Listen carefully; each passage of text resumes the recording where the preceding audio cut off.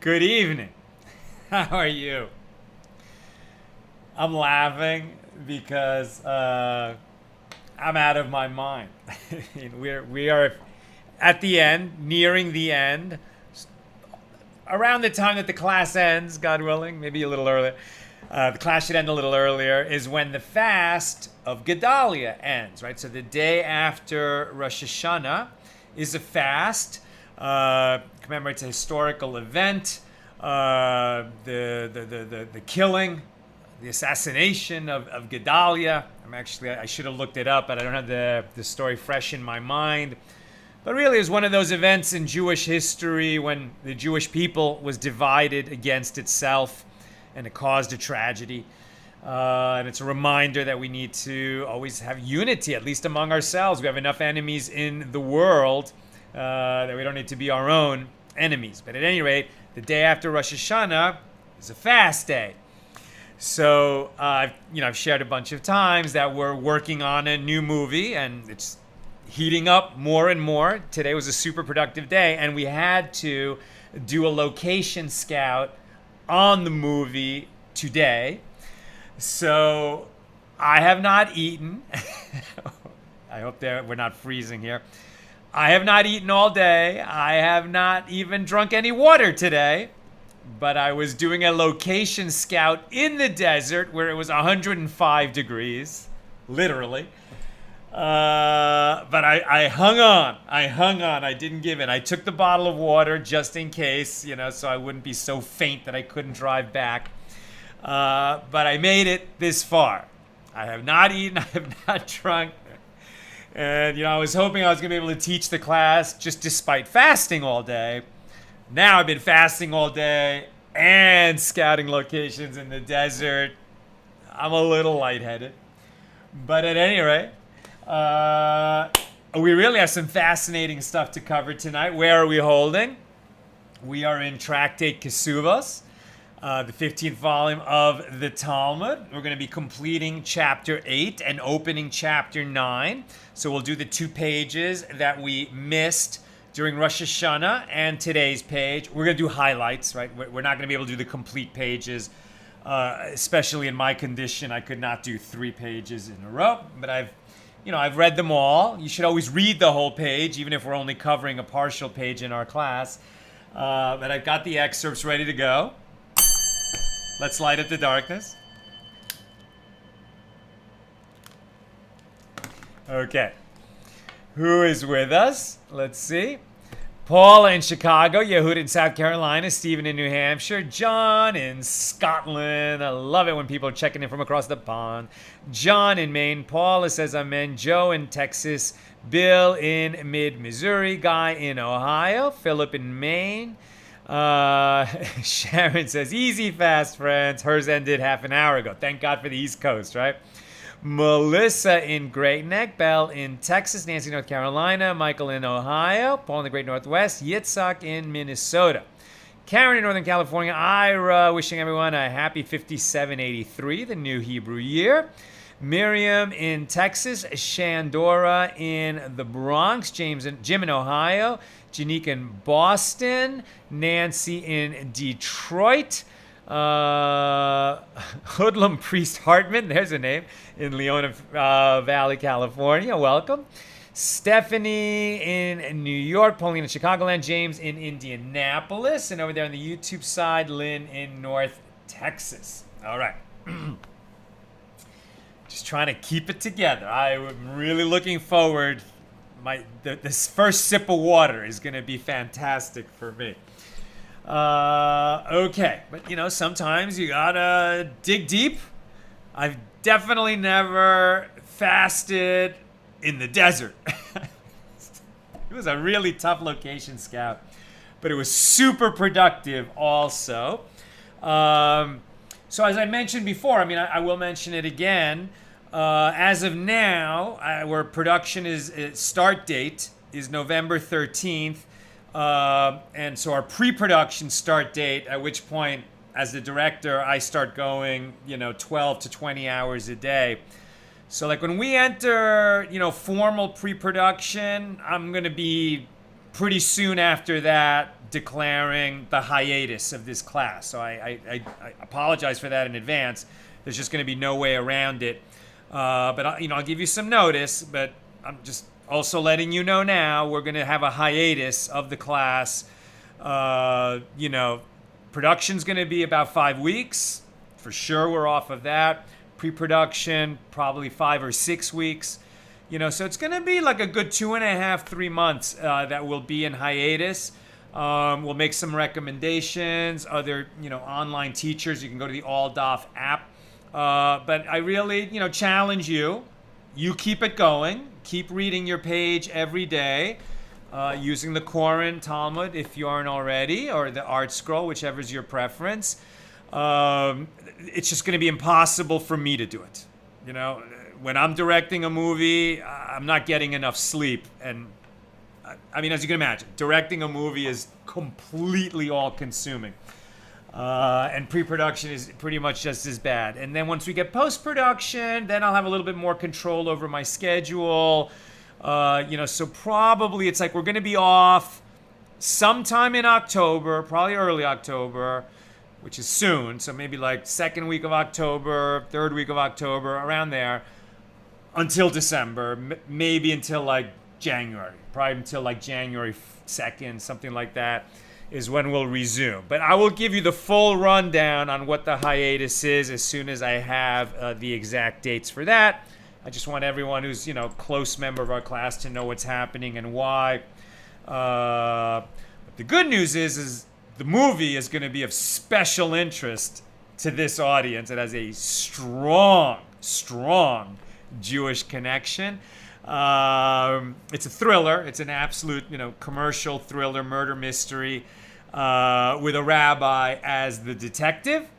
And I will be making updates to our class and to our accidental Talmudist audience from the set. That we'll be able to do and let you know how the progress of the movie is, so that eventually, you can watch it. But we're not making formal announcements quite yet. Not quite yet. All right. So today, we're covering pages 82, 83, and 84, doing highlights from them here in Tractate Kesubos, right? So our daf is 82. We had a good head start on page 82 before Rosh Hashanah. So we picked this up a few paragraphs in on page 82a. And here we are discussing, Mishna number 5 here in chapter 8. And we're still discussing, how they protect a wife's assets, her independent assets in a marriage, and sort of that the husband is entitled to the produce of a field that's owned by the wife that she inherited or that she brought into the marriage with her. So he has the right to the produce of the field, but not to the field itself. That remains hers. If they divorce, she takes the field back with her. How does that law intersect with if he dies, childless, leaves a brother? Now she's going to possibly get his brother as her new husband. Does he succeed with the same rights that his brother had? These are the kinds of questions we've been asking. Okay, so the Gemara relates an incident. There was a certain man who had a yavama happen before him for levirate marriage in the town of Mata Mechazia. And his brother wanted to disqualify her from him by means of a bill of divorce. So we had the same case at the end of our class right before Rosh Hashanah. And this is a very similar case, right? This is the same sort of facts, but the brother got, in this case, heard about the other case, right? So in the other case, what happened? There was a man, he was married, and he had an estate, and he died. And he died childless. So now his brother is ready to step forward and marry the widow. And when he does that, he is also going to inherit the dead brother's estate. But there were 3 brothers.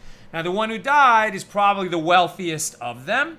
So now the second brother is ready to marry the widow, but that means he's also going to inherit the estate of the one who died. And the third brother says, whoa. How come you're going to get to do that? Maybe I want to marry the widow and inherit the estate.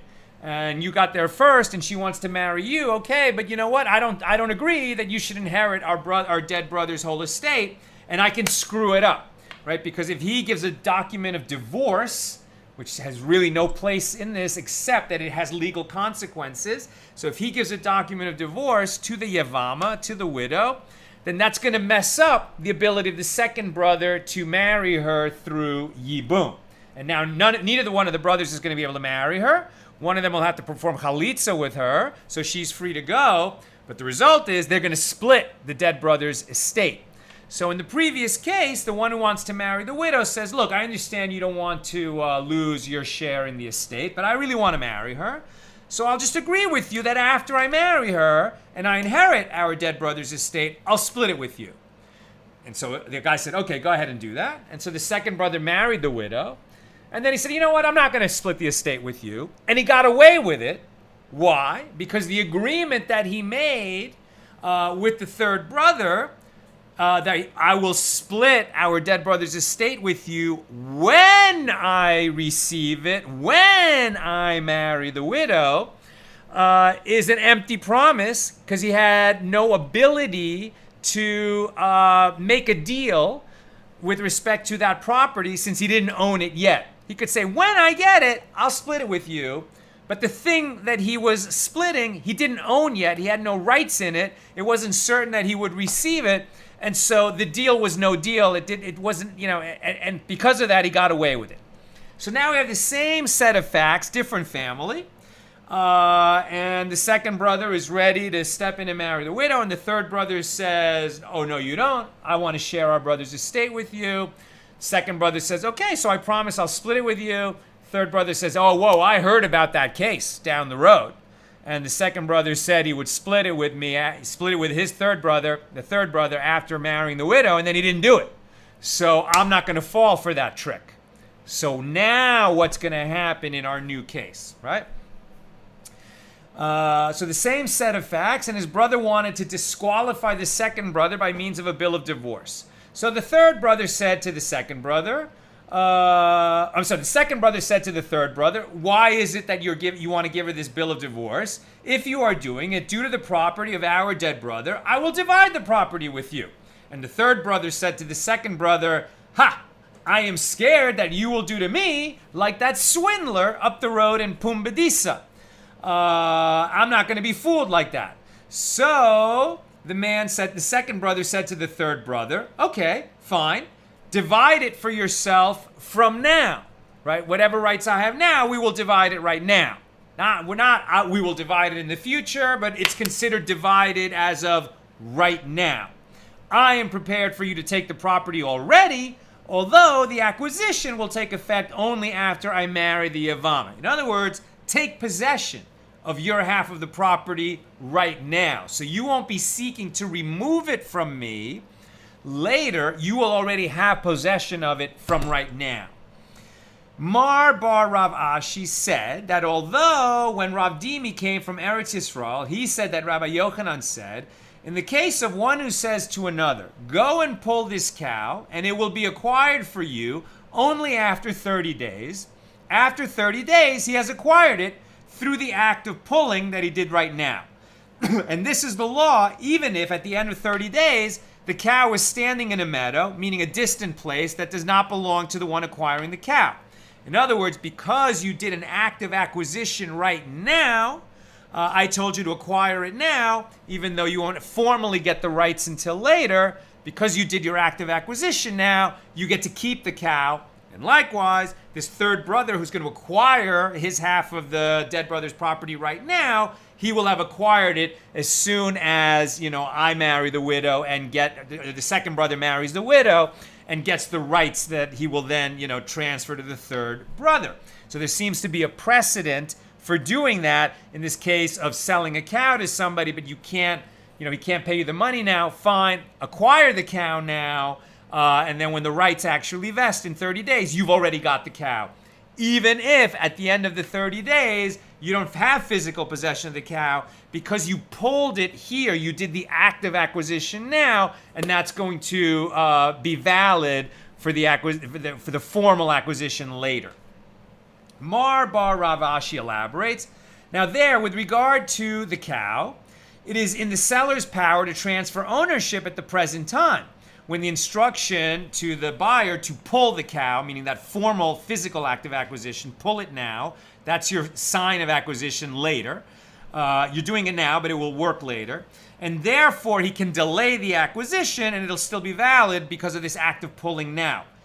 But in the case of the two brothers and the estate of the dead brother, here it is not in the power of the second brother to divide the property, as he has yet to perform yibum, he has yet to perform levirate marriage with the widow, and the brother's property does not belong to him, and consequently, he cannot transfer its ownership in the present time. It doesn't matter if he says to him, go acquire the property and pull it into your domain right now. It's meaningless. It would be an act of theft at that point.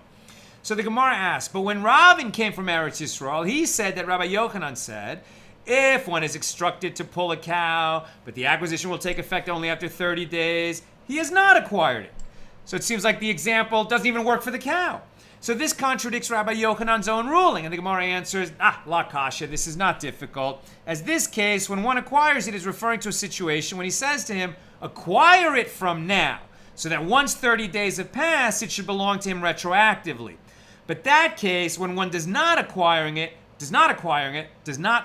cow, that is when he did not say to him, acquire it from now. You could say, pull the cow now.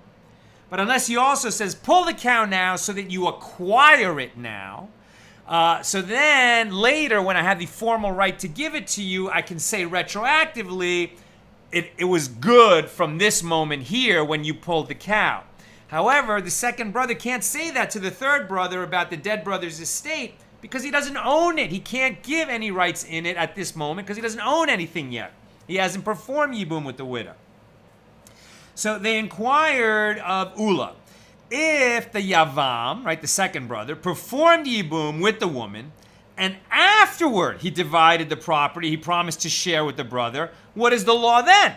We would think, well, okay, now that should work, right? The whole idea is that once you acquire the property, then you can divide it with the third brother. So that should work, right? Wait. They asked Ula, what if the Yavam performed yibum and then afterward he divided the dead brother's property as he promised to share with the brother? What is the law then? And Ula replied, he has done nothing. That division is no good. He cannot do that. Why?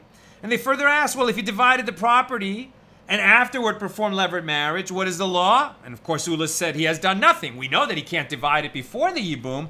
We're wondering why can't he divide it after the yibum, after he marries the widow?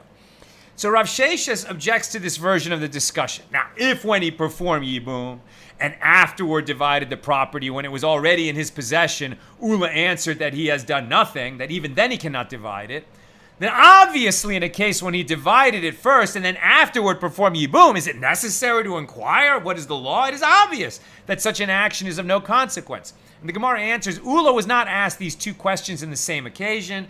Rather, there were two different incidents in which people raised the issues before Ula, and he answered each inquiry separately. Okay, fine. So on one occasion, he said, you cannot divide it before the yibum. And at another time, he also said, you cannot divide it after the yibum. But we still don't understand why can he not divide it after the yibum.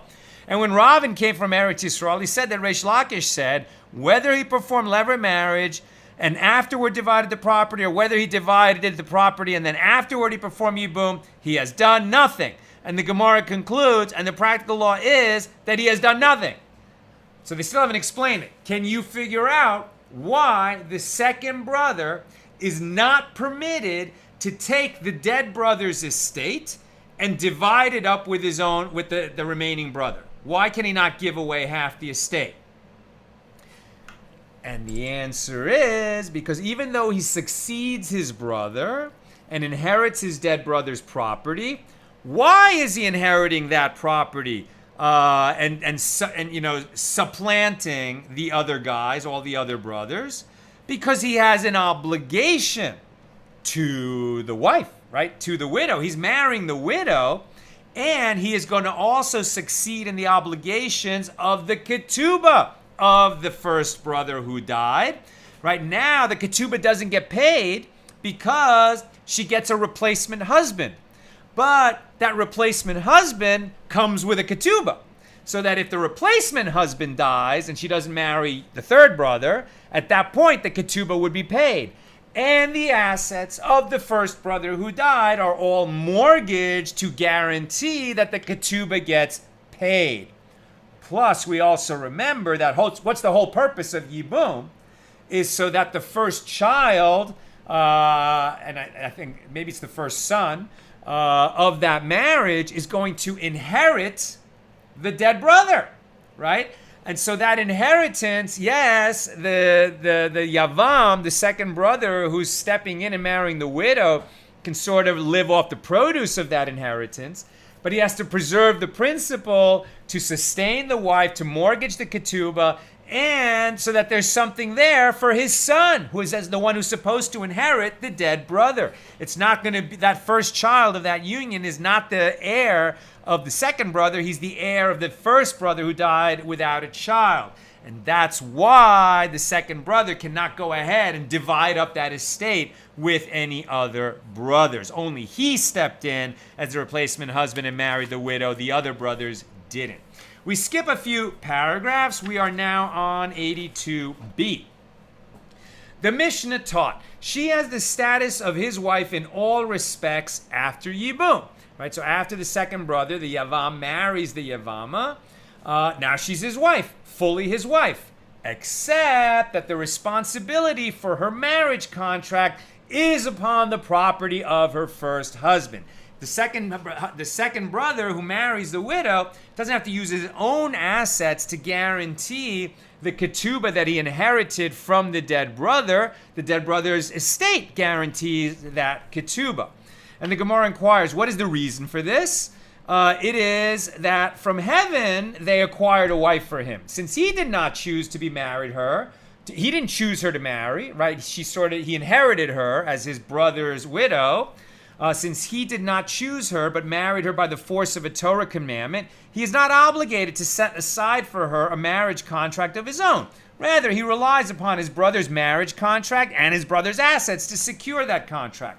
But the Gemara adds, and if she does not have anything from the first husband, in other words, if the first husband not only had no children, but he also had no property, then she nevertheless does get a ketubah, a marriage contract from the second brother who marries her, for the same reason that any wife is entitled to a marriage contract in the first place, so that she will not be demeaned in his eyes such that he would easily divorce her, right? A husband has to think twice before divorcing his wife. It can't be easy for him.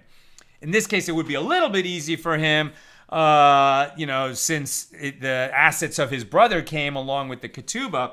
But if the brother didn't have assets, if the dead brother didn't have assets, then the second brother actually does have to put up his own assets to guarantee the ketubah with the wife, so that he does not feel that he can divorce her easily. Now, the Mishnah further stated that the yavam may not say to her, well, here's your marriage contract. And similarly, a man may not make such a statement to his wife. Rather, all of his property is mortgaged for her marriage contract, right? He can't say, okay, look, here's the 200 dinars of your marriage contract. Okay, take it. So it's done. It's paid. I already paid it, right? That's not good, because then he's in a position where he could just divorce her anytime and he doesn't have any obligations. It's already done. He should feel like at any time it's going to be a major hassle to divorce his wife. He has to pay that amount in cash. If he doesn't have the cash, all his property is mortgaged to it. I mean, he could put that aside for himself, but what he cannot do is say, here, you already had your marriage contract. You've already received it. He cannot do that.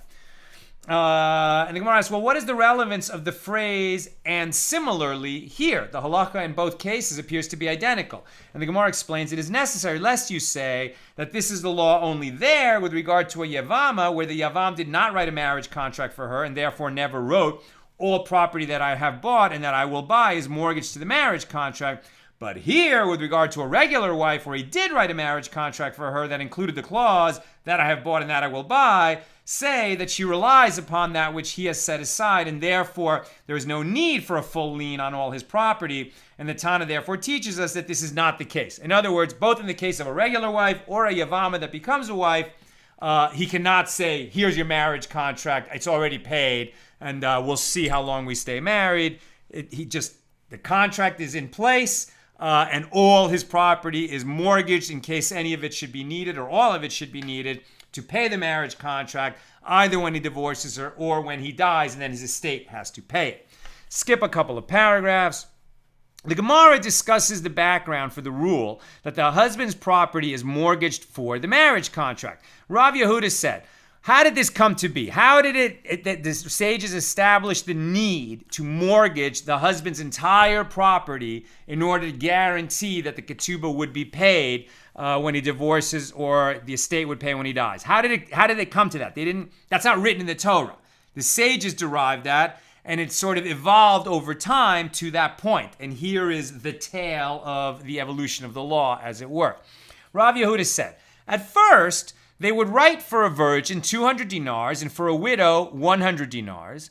And they would then demand that this amount be available in cash. And then the men would grow old and would not marry the women, as they did not all possess such large sums of money. In other words, in the beginning, you had to have the cash in hand before you were permitted to marry. But it was a lot of money, and so some guys never got that much money together, and so they were never able to get married. So, having all the money up front didn't work. So then what? So these men would grow old and never get married because they couldn't get all the money together. So then Shimon ben Shattach came, and he instituted an ordinance that a man need not place the money aside in practice. Rather, all of his money is guaranteed for her marriage contract. Now, the Gemara comments, that opinion is also taught in a Baraisa, where it was a little bit more of a multi-step evolution. At first, they would write for a virgin 200 and for a widow 100 dinars, and the men would grow old and would not marry women, since the women were concerned that their marriage contract money would be wasted or lost, and they had no guarantee that it would be collected. So then the sages instituted an ordinance that the men should place the sum of the marriage contract, in her father's house, thereby ensuring its safekeeping. And still problems arose, as when a man was angry at his wife, he would say to her, go, your marriage contract is already paid, the money's in your father's house, I'm sick of you, leave, you're divorced, and you can collect your money at your father's house. And so too many divorces were happening. So therefore, the sages instituted an ordinance that they would place it in her father-in-law's house, meaning in the husband's own house. He had to show that he had the money, but he kept it in his own house. And wealthy women would craft their marriage contract money into baskets of silver and of gold, while poor ones would craft it into a large vessel for the collection of urine, as their marriage contract was large enough only for a small vessel. And still, when the husbands were angry, they would say to their wives, take your marriage contract and leave. Right? So the money was ready on hand, whether you stored it at her father's house or in your own house, because the money was set aside and it had to remain set aside. Right? They weren't relying on a bank deposit. Rather, what they're saying is that they hid the money in their own house. But the money was ready. It was ready money. So then when they would get into a big fight, the husband would say, you know what, take your money and go. Or go to your father's house and take the money. Or later they would say, keep the money in his house. And he'd say, take the money. It's worth it to me. Why is a divorce expensive? Because it's worth it. So take the money and go. So people were getting divorced too easily when they would have a fight. So that's when Shimon ben Shattach came, and he instituted an ordinance that the husband does not actually give her the money for her marriage contract, nor does he actually set it aside in cash and they put it away somewhere, but rather the husband says, all my property is guaranteed for her marriage contract, and it is not localized to a particular place or object. And consequently, he would need to sell some of his property if he wished to divorce her, and that's a big hassle, and therefore the husband would think carefully before undertaking such a drastic course of action, and this reduced the number of divorces. At least people still got divorced, but at least there weren't impulse divorces.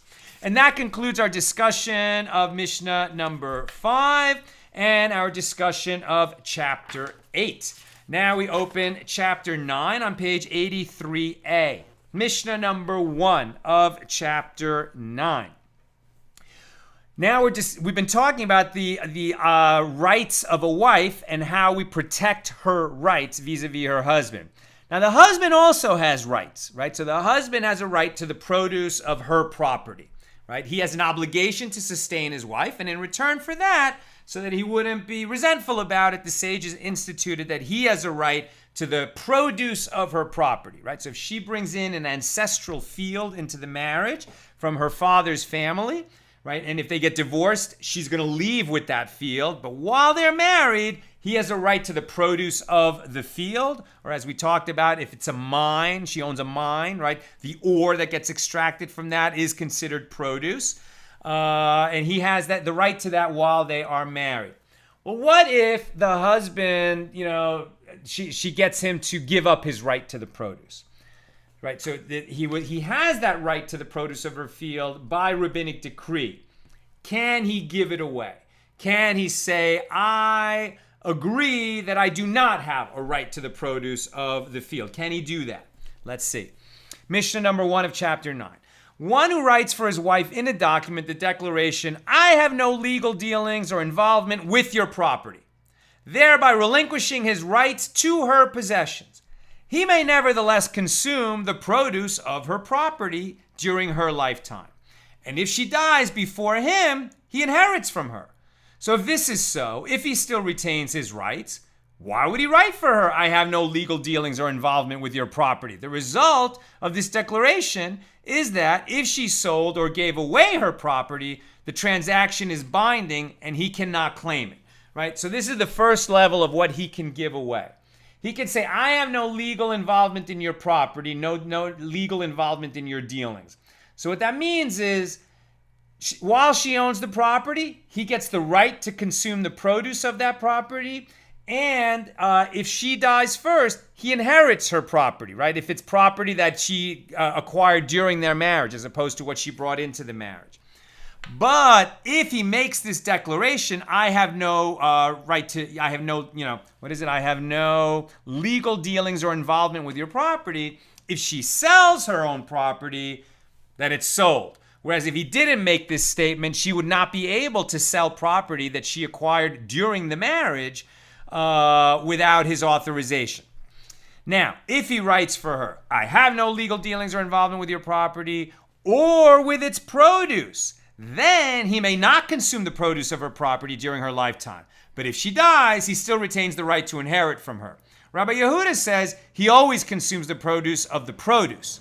Maybe he doesn't have the right to the produce of her property, but he has the right to the produce of the produce. Well, although he has waived his rights to consume the produce itself, it becomes her own usufruct property. She gets the produce of her property, but the yield of the produce, right? In other words, she now has the right to the produce of her own field, but if she puts that in a bank, then the interest on the money, right, that comes from the produce, that's sort of communal property of the marriage, and the husband would have the right to that, according to Rabbi Yehuda.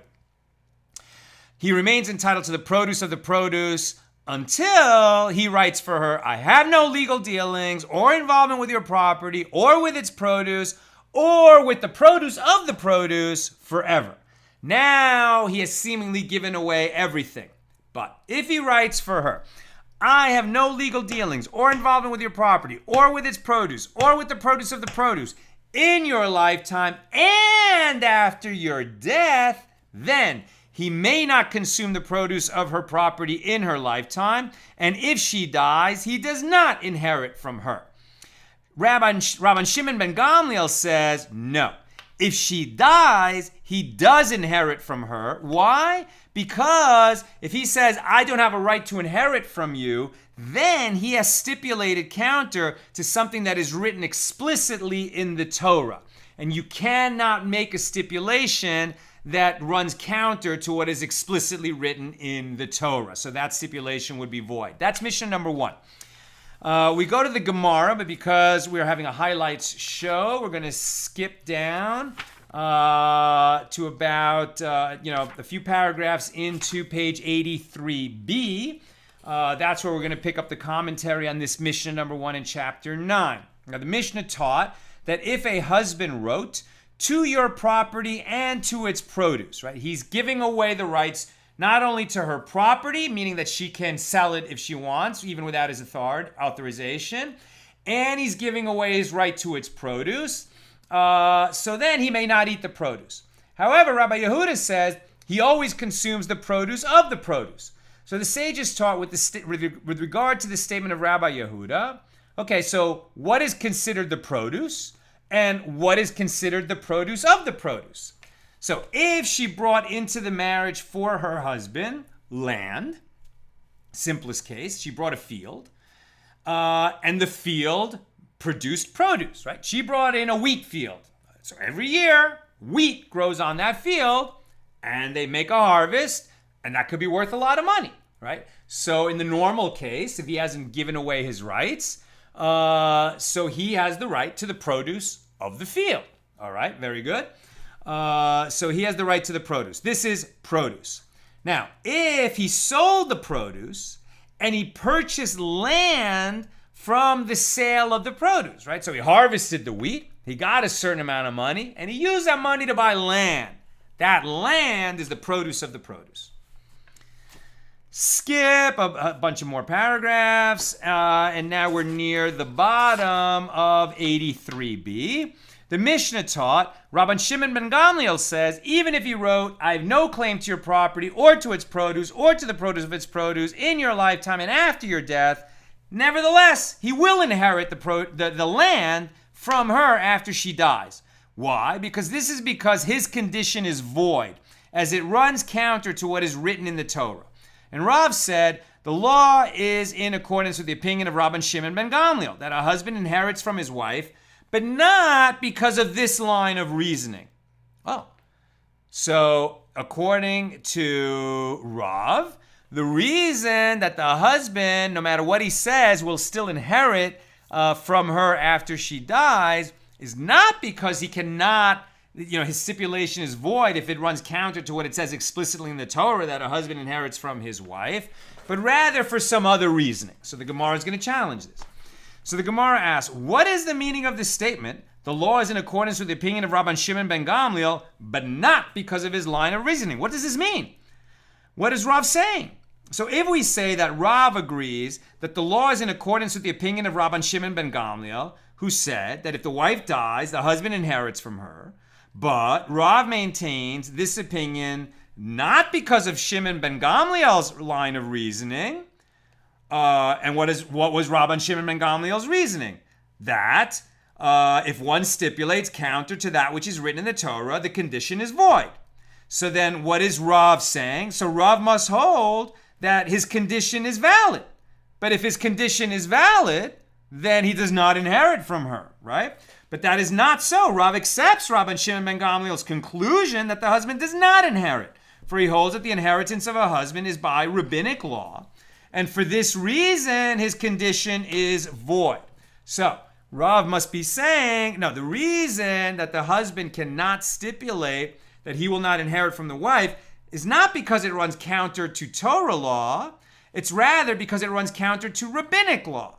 So far, the Gemara is assuming that the reason Rav is saying that he agrees with Shimon ben Gamliel's conclusion, but not his reasoning, it must be that Shimon ben Gamliel was wrong to say that a husband inherits from his wife by Torah law. It doesn't say that in the Torah. Rather, the reason a husband inherits from his wife, and we cannot break that, is because it's a rabbinic decree. And even though a rabbinic decree you would think is weaker than a Torah law, but the sages strengthened rabbinic decrees so that people would follow them because it's not explicitly written in the Torah. Rather, the sages derived it by an interpretation from the Torah, and that's why it needed strengthening.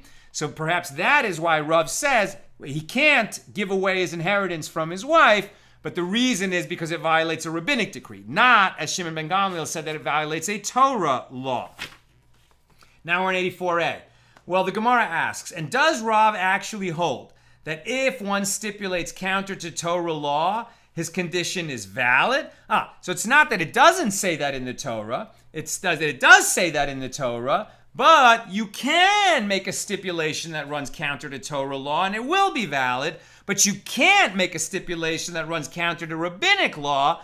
That would have to be void. So this is a different way to approach it. Is this the case? Is that what we're talking about? Well, it was stated in a different situation, one who says to another person, I am selling this object to you on the condition that you have no claim of fraud against me, i.e., though there is a prohibition against committing fraud explicitly written in the Torah, the purchaser agrees to forego his right to register a complaint on this basis. Right? You cannot commit fraud. It says so in the Torah. So can somebody say, all right, let's make this sale. I really want to make this sale. And I agree that even if you are committing fraud, it seems to me like it's a valid price. Maybe you're lying to me that this is the fair price, but it's fair enough for me. So I waive my right to later accuse you of fraud. Can a person do that? Maybe not, because the Torah says you cannot commit fraud. And so I cannot waive my right to complain that you committed fraud, since it's written in the Torah that you cannot commit fraud. So I can't waive my right, right? Because it would run counter to Torah law. Right? One who says to another, I'm selling this to you on the condition that you have no claim of fraud against me, i.e. that even though there is a prohibition against fraud by Torah law, the purchaser agrees to forego his right to register a complaint on this basis. Rav said he does have the right to a claim of fraud against him, and therefore the seller must reimburse the purchaser. Why? Because you cannot abrogate the Torah prohibition against fraud, which we find in Leviticus 25:17, and you shall not wrong one another. The sages interpret that as specifically prohibiting fraud. And Shmuel said he does not have the right to a claim of fraud against him. And it is evident from here that according to Rav, one cannot make a stipulation that contradicts Torah law, although according to Shmuel, you can make such a stipulation.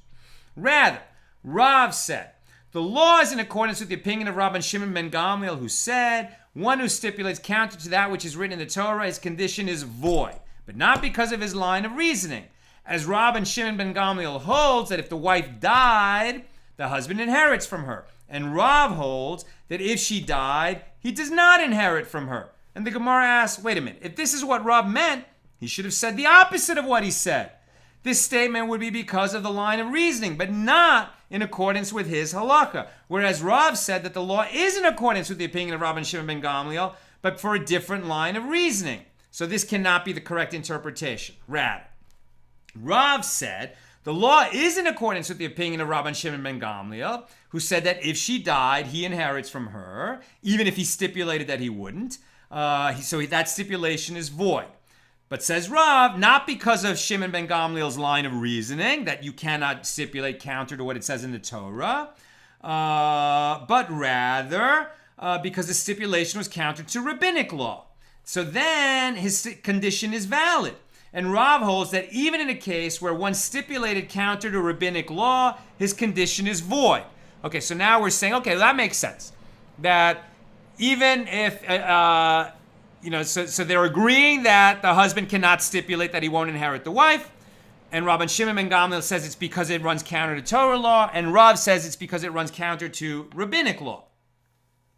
Now the Gemara asks, well, this statement would be in accordance with his line of reasoning and in accordance with the law. And Rav is merely adding a detail to the halakha of Rabban Shimon ben Gamliel. So we don't have the right interpretation yet. Rather, Rav said, the law is in accordance with the opinion of Rabban Shimon ben Gamliel, who said that if she died, he does inherit from her, but not because of Shimon ben Gamliel's line of reasoning. As Shimon ben Gamliel holds that the inheritance of a husband is by Torah law, and you cannot stipulate counter to Torah law. And Rav holds that the inheritance of a husband is by rabbinic law, but his stipulation is nevertheless void. Why? Because the sages reinforce their pronouncements with the severity of Torah law and rule that their laws cannot be abrogated, which was an interpretation we already covered, but that is the final one. And now we skip down to Mishnah number 2, here in chapter 9. With regard to one who died and left behind a wife and a creditor to whom he owed money and heirs. Okay, this guy, his affairs were not in order. When he died, he owes money to his wife. He owes money to his children as an inheritance, but he also owes money to creditors. The creditors have not been paid off. Right? So there are 3 parties that have a claim on the assets of his estate. Okay. So all of whom claim payment from his property. And he had a deposit or a loan in the possession of others, right? 3 people claim money from his estate. His widow, his heirs, and his creditors. But his estate claims money from someone else, right? So the estate is owed money because the man, before he died, he lent money to some other guy, right? So that other guy owes money to the estate, and when the estate receives it, then it'll be available to who? To the widow, or to the heirs, or to the creditors. So what's going to happen? So he had a deposit or a loan in the possession of others. So Rabbi Tarfon says the deposit or the loan will be given to the weakest one of them, i.e., the one most in need of money. Okay, so Rabbi Tarfon is really going after equity, right? He's saying let's just go where our hearts lead us. Between the creditor, the heirs, and the widow, who needs the money most, right? Probably the widow, maybe the heirs. Maybe the creditor, he's a really poor guy who's like starving and really needs the money. So whoever needs it most, says Rabbi Tarfon, when the deposit is returned to the estate or when the loan is returned to the estate, give it to the one who's most in need of the money. And Rabbi Akiva answers Rabbi Tarfon, whoa. One is not merciful in judgment. One is not merciful in judgment? Aren't we always trying to be merciful in judgment? Aren't we right now, between Rosh Hashanah and Yom Kippur, praying every day that the judge of the world, the Ribbono Shel Olam, the master of the universe, the judge of all humankind, will judge us mercifully, because there's no way that we haven't sinned in the last year? And if he was going to be exactly fair with us, we would all be in line for severe punishment for all of our demerits. And we're asking him every day from Rosh Hashanah to Yom Kippur, please be merciful with us. And are we not going to be merciful with people who come to us for judgment? Well, yeah, that's exactly what Rabbi Akiva is saying. And why is he saying that? Because it says so in the Torah, right? Of course, we should all exhibit mercy with our friends, with our acquaintances, with our family, with everyone who comes to us in need. We should show tremendous compassion and loving kindness. And if people come to us who've wronged us and apologize, then we should find it in our hearts to be merciful with them. But if you are sitting as a judge and litigants come before you, then you have to judge them according to the law, not according to your heart. What does the law say? And the Torah specifically says, do not favor the poor over the rich in a matter of law, because it might seem equitable, it might seem nice, we might want to reverse a past injustice, but the job of a judge who's sitting in a court hearing evidence of 2 litigants is to ignore the identity of the litigants, right? Justice is blind, and it needs to be blind, and it needs to judge the litigants according to the law, right? The poor one might have lied. The poor one might have written a bad contract. The poor one might have, might be the party that is wrong, and he has to pay the money to the rich one. And it doesn't matter that the rich one is rich. That's something else. The rich one should give charity to the poor one. That's a different question. But in terms of a court case, do not be merciful in judgment. Apply the law, right? That's what Rabbi Akiva is saying. So if the law is that this object belongs to one, or this money belongs to one party, so one follows the law, and he leaves aside considerations of mercy. So rather, the law is, according to Rabbi Akiva, that the money will be given to the heirs, right? To the children of the man who died. Why? As all people who wish to exact payment from orphans, they require an oath before they collect their debt. But the heirs do not require an oath. They don't have to swear that their father owes them money. The heirs collect, right? The wife also has a ketubah, but if she can't produce the written ketubah, then, so then she's just going to be entitled to the minimum amount. But if she's going to say, well, no, wait, we had a ketubah, I'm sorry I lost the document, but our ketubah said, that he owes me 400 dinars or 1,000 dinars. Well, she's going to have to swear an oath that is so, swear before God, and, in a faithful society, right, people don't take an oath like that lightly. Likewise, a creditor, who can't produce the document. If he can't produce the loan document, the promissory note, he's going to have to take an oath. But heirs don't have to produce anything, right? As long as it's acknowledged that they are indeed the heir. And so therefore, they're first in line to receive the estate, and then the widow and the creditors can go to the orphans, swear an oath, and then maybe they can remove money from the estate. Now, if the deceased left behind produce that was detached from the ground, okay, so this is a very fungible asset. Now, whoever first took possession of the detached produce as compensation for what was owed, whether the creditor, the wife, or the heirs, has acquired the produce. If the wife acquired the produce and it was worth more than the payment of her marriage contract, or the creditor acquired this produce and it was worth more than the value of the debt, what should be done with the surplus? So Rabbi Tarfon says, give it to the weakest of them, whoever needs it most. Rabbi Akiva says, one is not merciful in judgment. Rather, it will be given to the heirs, as all people who wish to exact payment from the orphans require an oath before they collect their debt, but the heirs do not require an oath. So interesting that in terms of produce detached from the ground, if you have a valid claim, you could just seize that. But in terms of land, right, real property, the most important asset, that's going to go to the heirs, and then the widow and the creditors who don't have a document are going to have to swear an oath. Here's the Gemara. The Gemara asks about the wording of the Mishna. Why do I need the Tana to teach the law in the case of a loan, and why do I need to teach him in the case of a deposit? Either example alone would have sufficed. And the Gemara explains, right, in terms of that the estate has a loan or a deposit with a third party, and that's going to come back to the estate, and then we ask, what are we going to do with it? Why make both cases, loan or deposit? Either way, money's flowing back to the estate.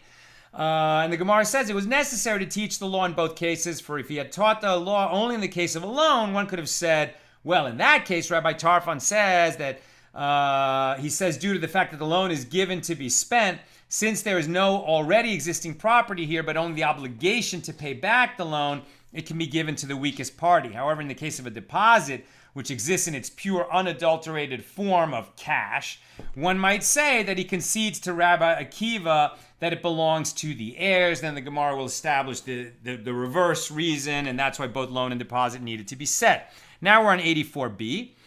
And the Gemara asks, and so according to Rabbi Tarfon, who holds that whoever takes possession of the produce, right, in terms of produce, detached produce, more fungible produce as opposed to land, so where was this produce placed? Actually, I'm not going to read that. I'm going to start a little further along. The Gemara relates that there were judges who judged a case of this kind, right? That there was detached produce, and Rabbi Tarfon said, whoever grabs it, grabs it. If there's surplus, give it to the weakest of the parties. And Reish Lakish reversed their action. He dismissed the judge's decision and restored the money to the heirs in accordance with the opinion of Rabbi Akiva. So Rabbi Yochanan criticized the ruling of Reish Lakish and said to him, you acted in this case like one acts with regard to a ruling of Torah law, where any incorrect action taken by the court must be corrected, right? So is it not by Torah law? Is Rabbi Yochanan saying to Reish Lakish, you shouldn't have reversed the ruling that was made in the name of Rabbi Tarfon? So maybe Rabbi Akiva is more correct than Rabbi Tarfon. But now that a judge made the ruling, are we going to step in and reverse it? I mean, he had a good basis. It was a solid basis.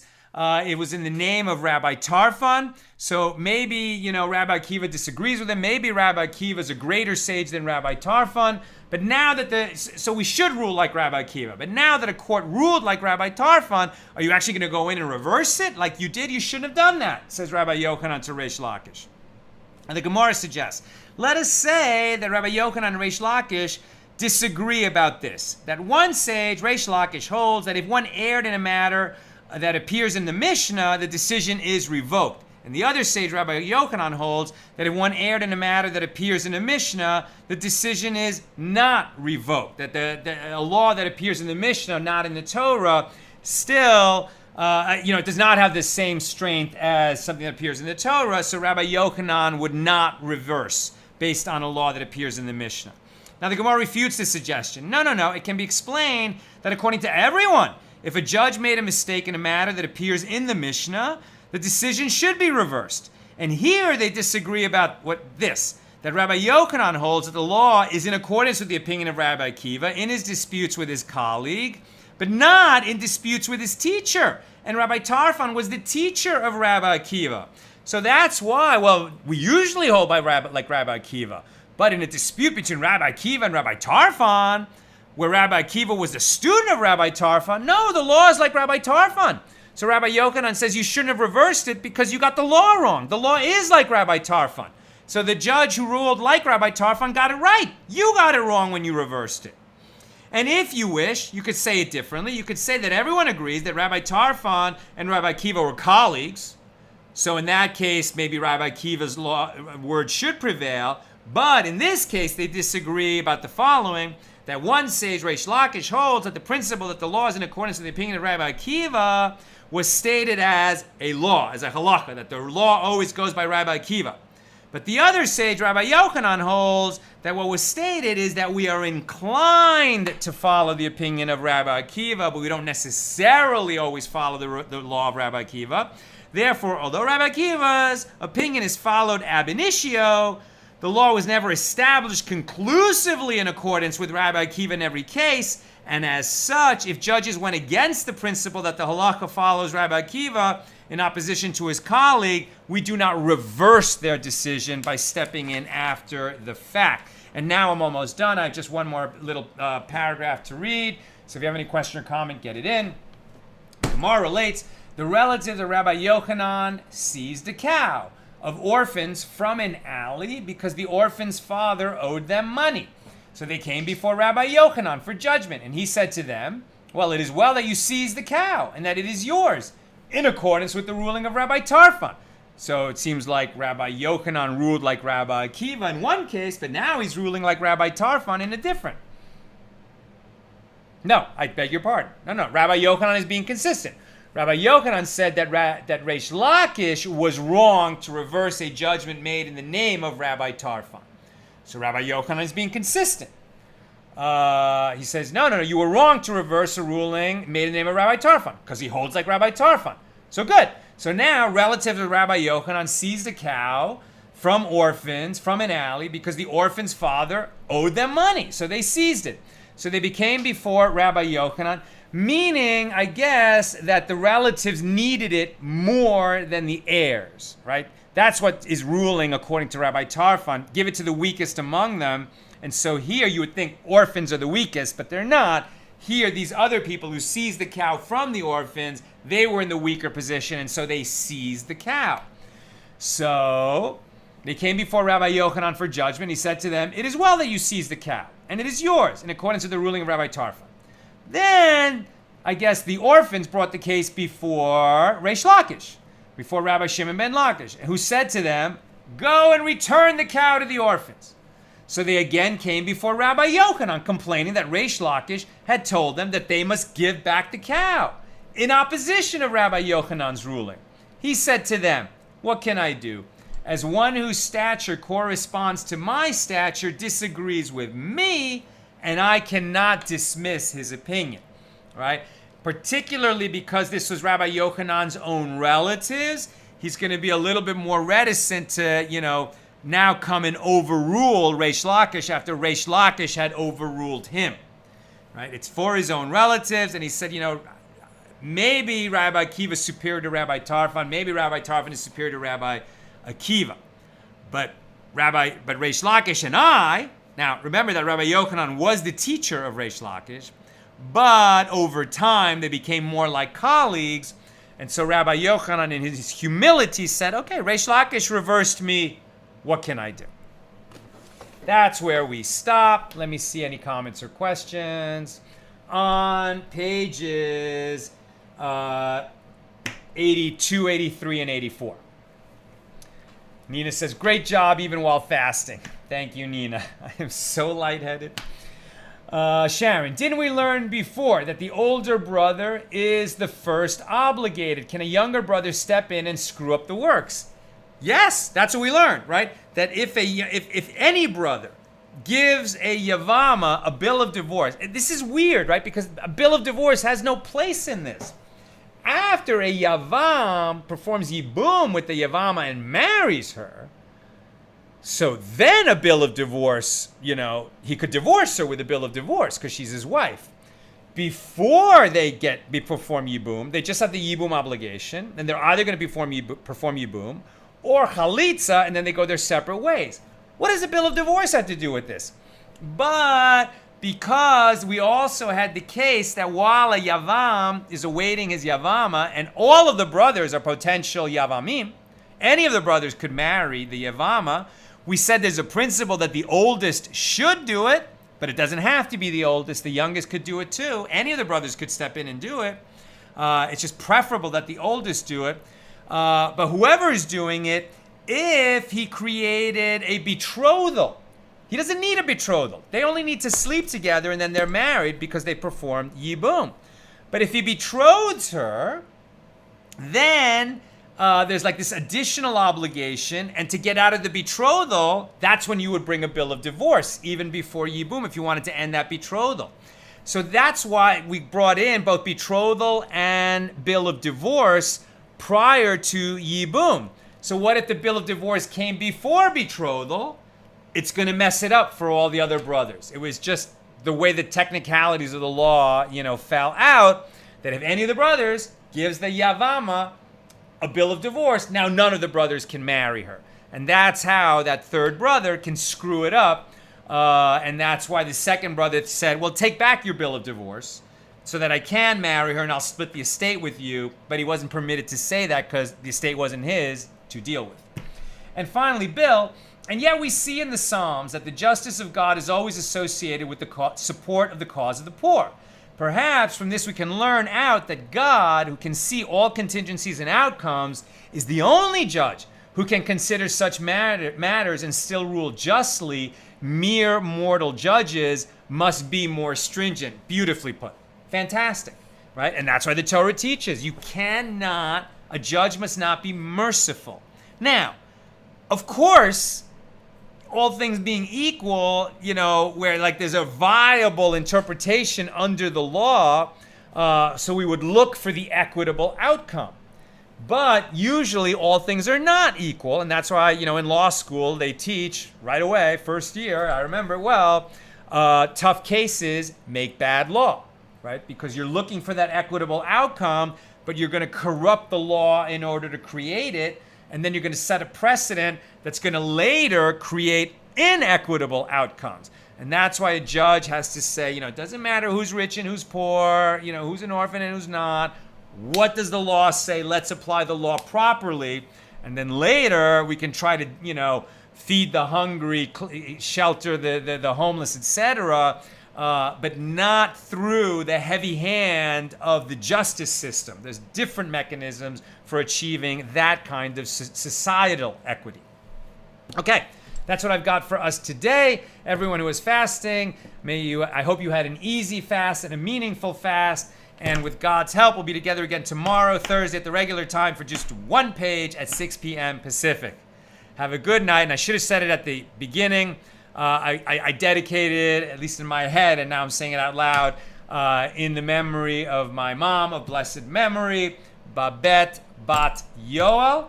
It is important to me to dedicate our learning for a while in her name. And particularly today, because I said Kaddish for her in the morning, I will say Kaddish for her tonight, right? I had to go to a minyan and say it with a minyan. I wasn't able to do it in the afternoon service.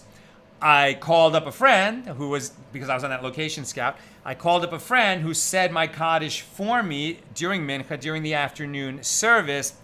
But in addition to that, I want to make sure that I learn and taught in her name.